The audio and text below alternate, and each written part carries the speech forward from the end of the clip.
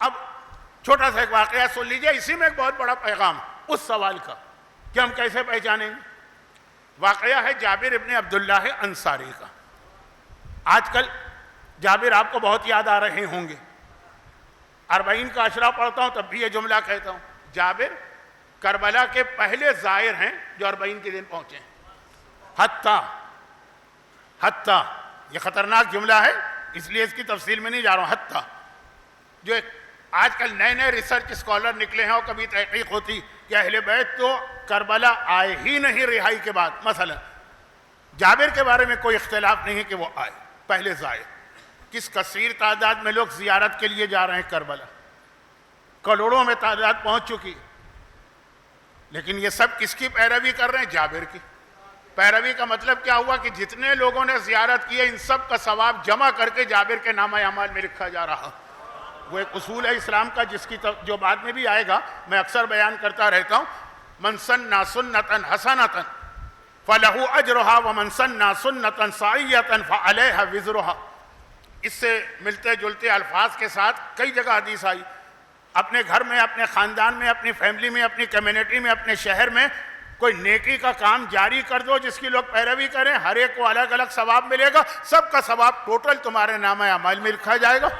اور اپنے گھر میں، اپنے خاندان میں، اپنی فیملی میں، اپنے بچوں میں، اپنی بچیوں میں، اپنی کمیونٹی میں کوئی برا سلسلہ جاری کر دو، ہر ایک کو الگ الگ گناہ ملے گا، سب کا ٹوٹل گناہ تمہارے نامہ اعمال میں لکھا جائے گا۔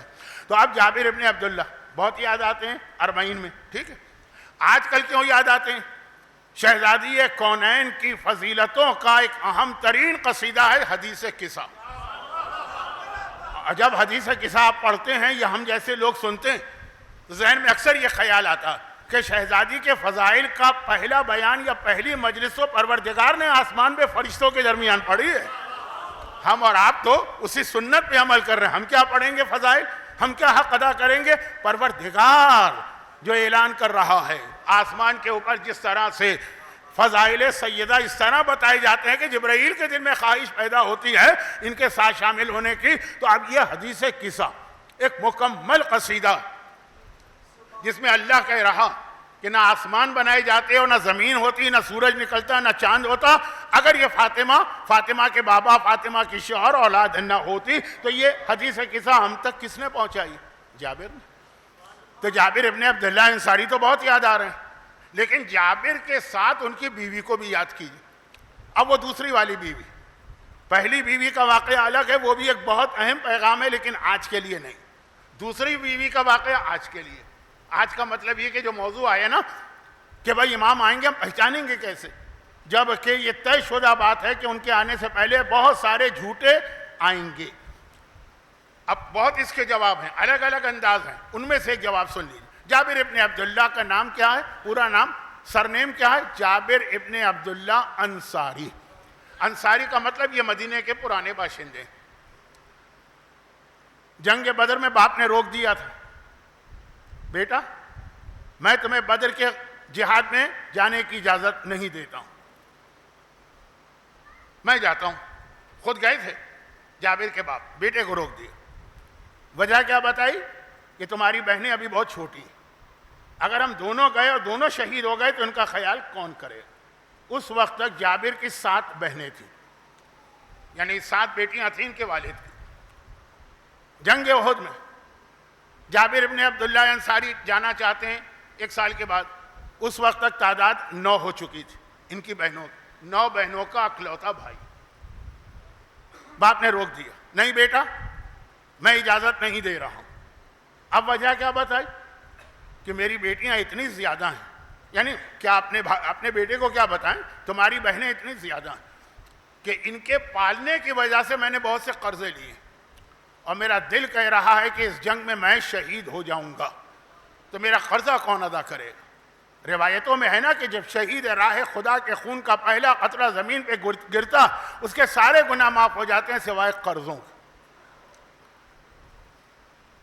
میں دنیا میں جہاں بھی مجلسیں پڑھنے جا رہا ہوں، کل میں بتا چکا ہوں، میں بار بار وہ جملے دہرانا نہیں چاہتا، اس میں کچھ تکبر کا پہلو ہے۔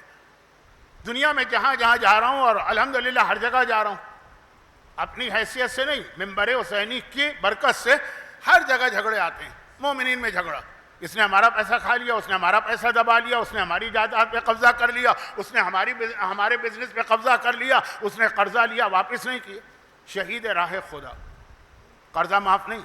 یہ جملے بھی آگے کی مجلس میں ذرا تفصیل سے آئیں گے، ابھی تو صرف یہ کہہ رہا ہوں۔ باپ نے یہ کہہ کر روکا کہ میرے اوپر قرضہ بہت ہے اور مجھے پتا ہے کہ میں مارا جاؤں گا، لیکن مجھے فکر ہے کہ اگر میں مارا گیا تو اس قرضوں کا جو بوجھ میرے اوپر ہوگا، تم میرے قرضوں کی ادائیگی کرنا۔ احد میں بھی ان کو روک دیا اور باپ شہید ہو گئے۔ خالی وہ اکیلے شہید نہیں ہوئے، ان کے ساتھ ان کے اپنے بہنوئی بھی شہید ہوئے۔ خیر، پیغمبر نے دونوں کو ایک قبر میں دفن کیا۔ جب حاکم شام نے ایک دفعہ احد کے میدان میں ایک قبریں کھودی تو یہ سالے اور بہنوئی یعنی جابر کے باپ اور جابر کے پھوپھا بالکل ایسے جیسے ابھی ابھی اپنے کمرے میں سو رہے ہیں۔ بہت مشہور واقعات ہیں، میں لمبا کر گیا، بات کو مختصر کروں۔ خندق کی لڑائی تھی، جابر باپ کے قرضے بھی ادا کر چکے تھے ایک خاص طریقے سے، جو پیغمبر نے جابر کے ساتھ ایک خاص مہربانی کی تھی۔ میرا موضوع جابر نہیں، حدیث قصہ کی وجہ سے بھی جابر یاد آ رہے ہیں کہ جس جابر نے ہم تک فضائل کی اتنی اہم حدیث پہنچائی اور مصائب کا اتنا اہم پیغام زیارت دیا، اور میرے اصل موضوع کے اندر ان کا ایک واقعہ آ رہا، ان کا نہیں، ان کی بیوی کا۔ اب قرضہ ادا ہو گیا، خندق کی لڑائی تک بہنیں بھی تقریباً شادی شدہ ہو گئیں، جابر خندق میں شریک ہوئے۔ خندق میں جنگ تو نہیں ہوئی تھی، خندق کھودی جا رہی ہے، ہر ایک کو معلوم ہے۔ پیغمبر اسلام نے ڈیوٹیاں لگا دی، مسلمانوں کی شفٹیں بنا دی۔ پہلے ایک گروپ 2 گھنٹے مثلاً خندق کھودے گا، پھر یہ آرام کریں گے، دوسرا گروپ آئے گا، پھر وہ آرام کرے گا، پہلا آئے گا۔ کیونکہ جب خندق کھودی جا رہی تھی اس وقت مسلمان 3 دن کے فاقے سے تھے، 3 دن۔ زمین کھودنا اتنا آسان کام نہیں، خندق چھوڑیے، آپ سے اگر کہا جائے کہ آپ کے باپ کا انتقال ہو گیا، صرف ان کی قبر کھود دیجئے تو آپ کو پتہ چلے گا زمین کھودنا کتنا مشکل کام ہے۔ مسلمانوں نے 3 دن کے فاقے کی وجہ سے پیٹ پہ ایک ایک پتھر باندھا ہے۔ اب تفصیل نہیں بتا رہا ہوں پتھر باندھنے کا کیا، ہر ایک کو پتہ ہے کہ اب اس کی وجہ سے بھوک نہیں لگتی۔ مگر خندق کی لڑائی کے درمیان، خندق کھودنے کے درمیان ایک بہت بڑا پتھر آ گیا، چٹان، جس نے راستہ روک لیا، آگے خندق نہیں چل سکتی جب تک کہ اس کو نہ توڑا جائے۔ جو گروپ جس کی ذمہ داری تھی خندق کے اس حصے کو کھودنا، وہ سب نے مل کر کوشش کی، ممکن ہی نہیں ہو سکا۔ 3 دن کا فاقہ، اتنے خندق کھود چکے ہیں اور وہ پتھر اتنا مضبوط تھا۔ مسلمان باہر آ گئے، یا رسول اللہ یہ ہماری طاقت سے باہر ہے، ہم پوری کوشش کر رہے ہیں۔ دوسرے گروپ نے 2 ٹیمیں بنائی تھی نا، دوسرے گروپ نے کوشش کی، وہ بھی ناکام، باہر آ گئے۔ پیغمبر نے کہا لاؤ کدال، یہ خندق میں کھودتا ہوں۔ یا رسول اللہ آپ کہاں؟ میں تمہارے ساتھ ہوں، یہ جہاد کا معرکہ ہے، میں بھی اس میں حصہ لوں گا۔ بہت مشہور واقعہ شارٹ کر رہا ہوں۔ پیغمبر نے کدال اٹھا کے ایک مرتبہ ایک ضرب لگائی، وہ پتھر جو تھا وہ ٹکڑے ٹکڑے ہو گیا، راستہ بن گیا۔ مگر پیغمبر کے جسمانی طاقت کی بات ہے، ایک بار پیغمبر نے تلوار اٹھائی تھی اس کافر کے خلاف جو کلاؤڈ برسٹنگ ہوا تھا، بہت مشہور واقعہ، مشہور تو نہیں ہے لیکن میں نے کئی جگہ پڑھا۔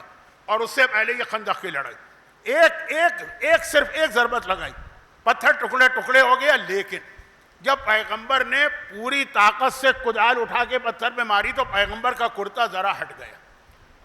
اب 2 واقعات ہیں نا، جب سلمان فارسی پیغمبر کی نبوت کی دلیل مانگ رہے تھے، پیغمبر کا کرتا پیچھے سے نیچے ہوا تھا، مہر نبوت نظر آئی، وہ ایک مشہور واقعہ۔ اور خندق کی لڑائی میں پیغمبر کا کرتا سامنے سے ہٹا، لوگوں نے دیکھا کہ اللہ کے رسول کے پیٹ پہ 2 پتھر بندھے ہوئے ہیں، ہم تو 1 پتھر باندھے ہوئے ہیں 3 دن کے فاقے سے، اللہ کے رسول نے 2 پتھر باندھے، یعنی ہمارے پاس تو 3 دن کا فاقہ، پیغمبر تو پتہ نہیں 6 دن کے فاقے سے کہ 9 دن کے فاقے سے، اور اس کے بعد یہ قوت، اس کے بعد یہ طاقت۔ لیکن اب مسلمان کیا کرے، غربت کا عالم تھا، گھر میں کھانے کو کسی کے نہیں، حالت دیکھی اور خاموش۔ جابر برداشت نہیں کر سکے۔ پھر عرض کروں جملہ، جابر مدینے کے پرانے باشندے، یہاں رہنے والے، وہ دوڑ کے اپنے گھر گئے اور بیوی سے پوچھا کہ بھائی گھر میں کچھ ہے کھانے کو؟ میں نے رسول اللہ کی ایسی حالت دیکھی ہے کہ مجھے برداشت نہیں ہو رہا۔ 2 پتھر، بہت اہم جملہ آنے والا ہے بیوی کا، یہی میرا موضوع تھا، لیکن اس کے لیے یہ تھوڑی سی تفصیل بتانا ضروری تھی۔ پیغمبر اس عالم میں ہم سب سے زیادہ فاقے کے عالم میں، گھر میں ہے کچھ کھانے کو. بیوی نے کہا کہ بکری کا چھوٹا سا بچہ، اور میں نے اس لیے رکھا ہوا ہے کہ تم اتنی محنت کر رہے ہو، خندق کھود رہے ہیں، جب بہت زیادہ بھوک ہو جائے گی، ہو گئی یہ 3 دن کی تو ہو چکی ہے، اس سے زیادہ، تو یہ تمہارے کھانے کے لیے. اور تھوڑے سے جو رکھے ہوئے ہیں، ایک آدمی کا مشکل سے کھانا بن سکے گا. دیکھیں اب اسلام شوہر بیوی کے رشتے کے حوالے سے بہت ساری باتیں کہتا. اب آج کل جو ٹیلی ویژن ہے، یہ ڈرامے ہیں، یہ ڈش ہے، یہ انٹینا ہے، یہ میڈیا، یہ کتنا اس چیز کو اچھالتا ہے کہ دیکھیے ہمارے یہاں عورت کو جو ہے وہ حقیر سمجھا جاتا ہے. پہلے سارے گھر والے کھانا کھا لیں، پھر بچا ہوا وہ کھاتی ہے. جن کو پتہ ہی نہیں کہ شوہر بیوی کے درمیان محبت کیا ہوتی ہے، ایک دوسرے کے لیے قربانی کا جذبہ کیا ہوتا ہے، کس طرح خوشی کے ساتھ قربانی دی جاتی ہے، وہ عورتیں جو ہے نا ان کو یہ سمجھ میں. لیکن جابر کی بیوی نے کہا تمہارے لیے رکھا، تم اتنی محنت بھی کر رہے ہو، میدان خندق میں ایک آدمی کا کھانا. جابر نے کہا چلو چھوڑو مجھ سے زیادہ بھوک کے عالم میں تو اللہ کے رسول ہیں، ہم یہ پیغمبر کو کھلا دیتے ہیں، ہمارا دیکھا جائے گا. یہ کہے کہ جلدی سے بکری کا بچہ جابر نے اٹھایا اور ذبح کیا. اور اس کے بعد کہا کہ چولہے کے اوپر گوشت چڑھاؤ، سالن تیار کرو. اب میں پوری تفصیل تو نہیں بتاؤں گا نا. اور یہ جو ہے نا اس سے روٹیاں بناؤ، میں جا کے پیغمبر کو بلا کے لاتا ہوں. یہ کہہ کے جابر چلے. اب وہ سالن پک رہا ہے، گوشت. اب وہ عربوں کا سالن کوئی ہمارے آپ کی طرح سے وہ اسپائسی تو نہیں ہوتا ہے نا، سادہ پانی، اس میں گوشت، آپ گوشت کہہ لیجئے. اور ادھر جلدی سے اس بیوی نے جو پیسے چکی پہ، اور اس کے بعد جو پسے ہوئے جو سے آٹا، اس کا جو کا آٹا گوندا، اس کے بعد تندور روشن کیا اور اس میں روٹیاں لگانا شروع کی. ادھر جابر بھاگے پہنچ گئے خندق کے میدان. اچھا میدان خندق بالکل مدینے سے ملا ہوا، مدینے ہی کا حصہ. چنانچہ جابر پہنچے، کہا یا رسول اللہ. اب دیکھا پیغمبر کے قریب تو کوئی نہیں، اس کو برا لگے گا، کوئی نہیں تھا، کیونکہ آدھی شفٹ خندق کھود رہی ہے، آدھی شفٹ آرام کر رہی ہے.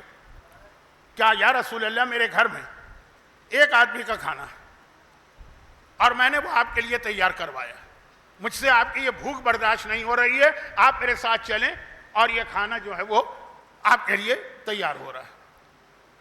پیغمبر نے کہا جابر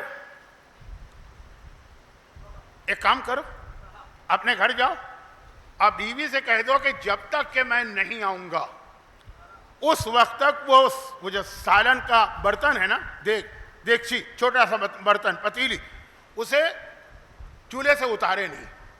اور جو روٹی اس نے تندور میں لگانا شروع کی. اب روٹیاں پکتی جاتی ہیں، نکلتی جاتی ہیں. اب کتنی روٹیاں، ایک روٹی جو کتنا تھا، ایک مٹھی بھر کا، اسے نکالے نہیں، اسی تندور میں لگا رہے ہیں. یہ جابر سے کہا. پھر پیغمبر جابر کے ساتھ اپنے خیمے سے باہر آئے. اللہ آپ کو میدان خندق میں تو لے گیا، وہاں پہ آپ نے وہ جگہ بھی دیکھی ہے جہاں پیغمبر کا خیمہ تھا. اب تو مسجد بن گئی، خیمہ تھا. پیغمبر باہر آئے اور باہر آنے کے بعد ایک مرتبہ پورے مسلمانوں کو آواز دی. 1000 کے قریب مسلمان تھے اس وقت. 500 خندق کھود رہے ہیں، 500 آرام کر رہے ہیں کہ اے مسلمانوں آج چلو میرے ساتھ، آج ہم سب کی دعوت ہے جابر کے گھر میں. اوہو، جابر کی عجیب حالت ہو گئی، شرمندگی کے مارے پسینہ بہ رہا ہے، انتہائی شرمندگی. اس لیے کہ آپ کسی کو گھر میں مہمانوں کو بلائیں، زیادہ مہمان آ جائیں. بھائی تھوڑے بہت بڑھ جائیں تو کچھ ہوتا ہے، جیسے سالن میں پانی ڈال دیا ہے نا، ہو جاتا ہے، آپ کو بھی لگ جاتا ہے کہ یہ پانی ڈالا گیا. یا جب میں 75 76 77 میں مجلسیں پڑھتا تھا، مجلسیں آج بھی پڑھتا ہوں لیکن ایک فرق کے ساتھ، وہ فرق ایک جملے سے سمجھ لیجیے. واقعہ بتا رہا ہوں، فرضی بات نہیں کر رہا ہوں. گھر کی مجلس ہو رہی تھی، پنجابی کلب کھارا در میں ایک علاقہ ہے، آپ بھی جانتے ہوں. میرے پاس دوران مجلس پرچہ آیا، مولانا آج آپ جتنی سخت عذاب قبر کی مجلس پڑھ سکتے ہیں پڑھیے. یہ کون بندہ مومن پیدا ہو گیا؟ اس وقت تو میری ساری مخالفت اس بات پہ تھی کہ یہ تو سوائے عذاب کے کچھ پڑھتے ہی نہیں ہیں ان کے مجلس میں. یا کوڑے ہوتے ہیں، یا آگ ہوتی ہے، یا سانپ ہوتے ہیں، یا بچھو ہوتے ہیں. وہ شاید ان مجلسوں میں بھی آ جائیں آخری 3 دنوں میں سے کسی ایک دن، لیکن اس وقت وہ ہر مجلس میں آتے تھے. اور یہ پرچہ آ رہا ہے بانی مجلس کی طرف سے، جس کے گھر میں مجلس ہے وہ چاہتے ہیں میری مجلس بہت اچھی ہو. اچھی کسے کہتے ہیں؟ خوب نعرے لگے، او مجمع جوش میں آ جاؤ. اور وجہ کیا لکھ رہے ہیں اسی پرچے پر؟ کہہ رہے ہیں کہ آج مہمان زیادہ آ گئے ہیں، کھانا کم ہے، ایسی مجلس پڑی ہے لوگوں کی بھوک ہی مر جائے. اور یہ جو ہے، اور یہ واقعہ پڑھ رہا ہوں ممبر کے اوپر، سچا واقعہ میرے ساتھ گزری. تو اب اگر مہمان زیادہ آ جائیں تو آدمی کے ہاتھ پاؤں پھول جاتے ہیں نا. اور یہاں تو ایک آدمی کا کھانا ہے 1000. اب انتہائی شرمندہ کہ آج کتنی لوگوں کے سامنے میری توہین ہوگی، بے عزتی ہوگی، کیا کیا باتیں بنیں گی. جلدی سے وہ گھر میں آئے اور ایک مرتبہ کہا کہ اچھا بیوی نے دیکھا، کہا جابر تم رسول کو دعوت دے کے آئے تھے، کیا رسول نے دعوت ٹھکرا دی؟ کہا نہیں، وہ قبول کر لی. آ رہے. کہا جابر تو تمہیں ہنستے مسکراتے خوش آنا چاہیے تھا، رسول تمہارے گھر آ رہے ہیں، تم تو بہت پریشان نظر آ رہے ہو، آنکھیں پھٹی ہوئی ہیں، چہرے کا رنگ اڑا ہوا ہے. کہا ہوا یہ ہے کہ پیغمبر نے پورے 1000 مسلمانوں کو بلا لیا اور ہمارے گھر میں تو کھانا ہے ہی نہیں. کہا اے جابر تم نے ان سب کو دعوت دی؟ کہا میں نے تو کچھ نہیں کہا ہے، رسول نے کہا. کہا جب رسول نے کہا ہے تو انتظام بھی رسول ہی کریں گے.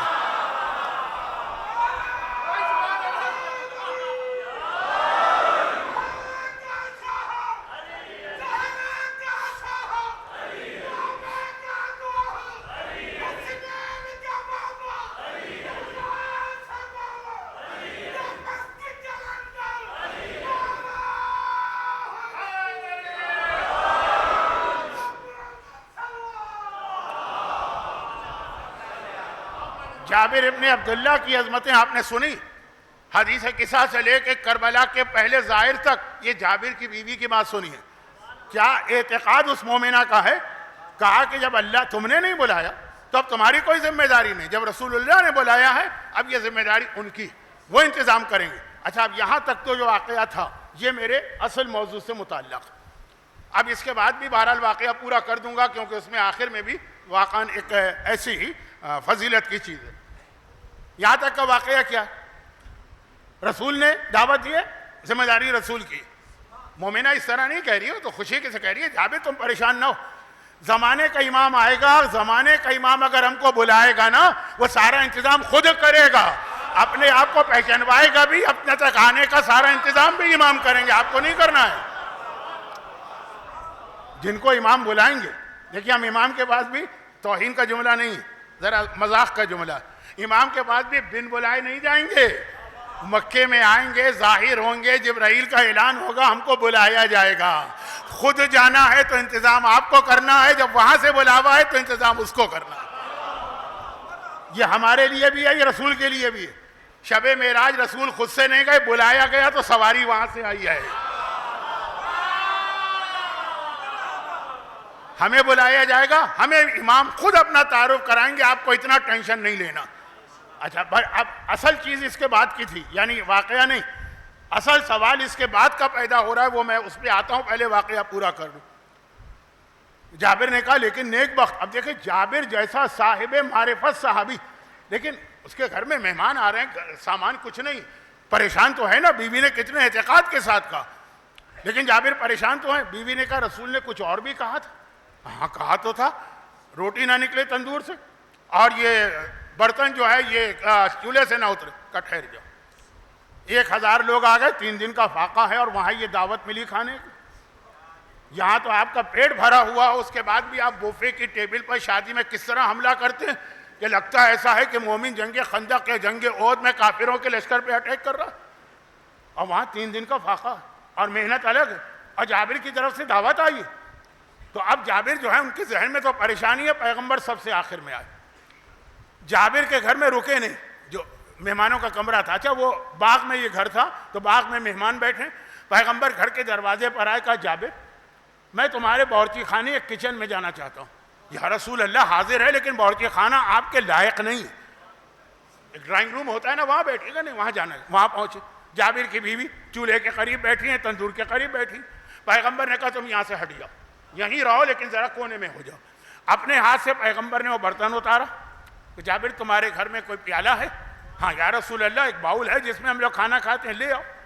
2 آدمیوں کا کھانا. پیغمبر نے اپنے ہاتھ سے جو برتن چولہے پر تھا اس سے گوشت اور سالن اس میں ڈالا اور خود بیوی کو روکا، تندور سے روٹی نکالی.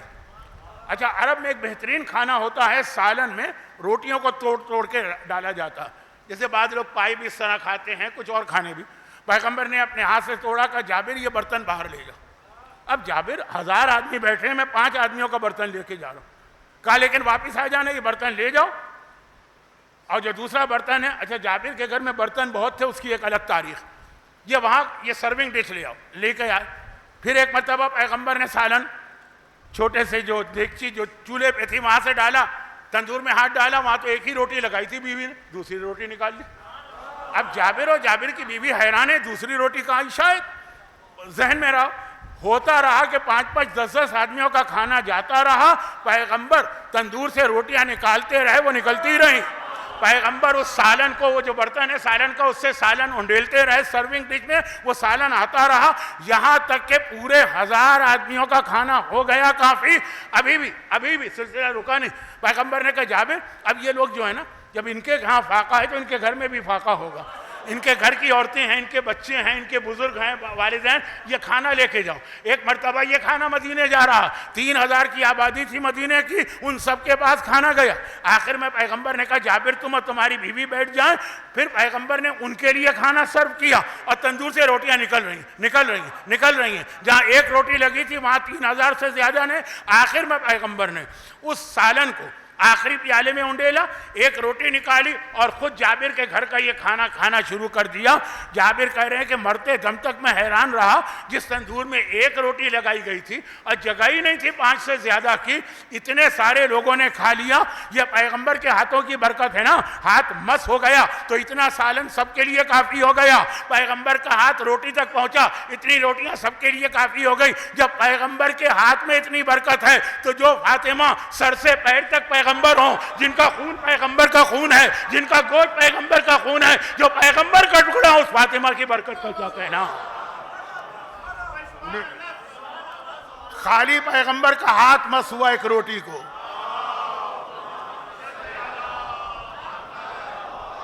عظمت سید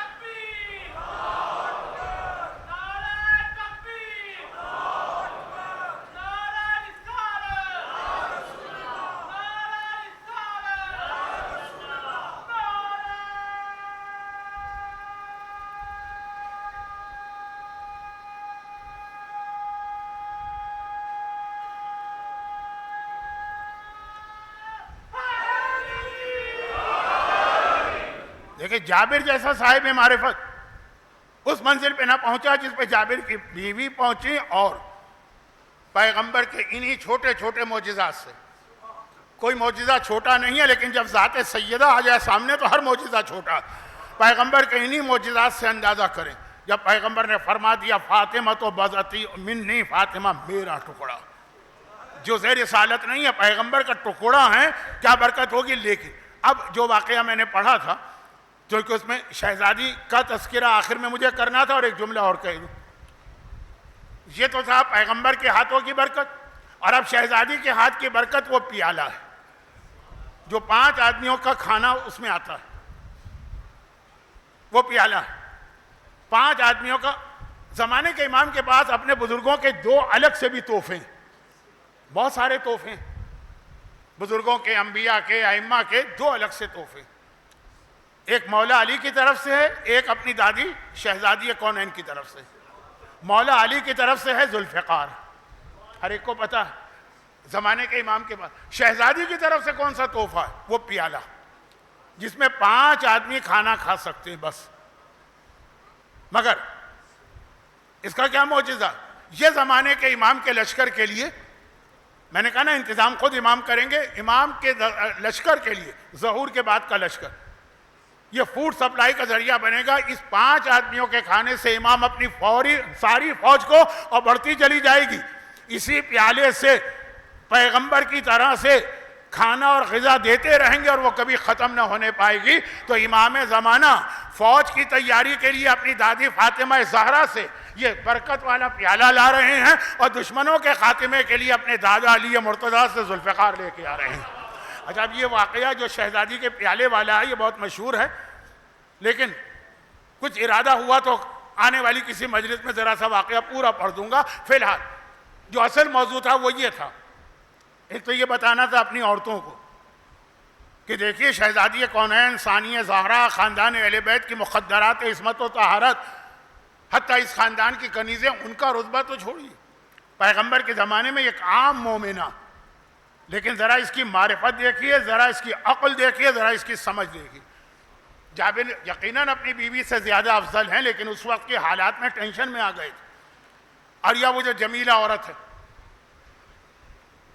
وہ تو جابر کی بیوی کی طرح بھی نہیں، وہ تو مدینے کے سب سے بڑے منافق عبداللہ ابن ابی کی بیٹی۔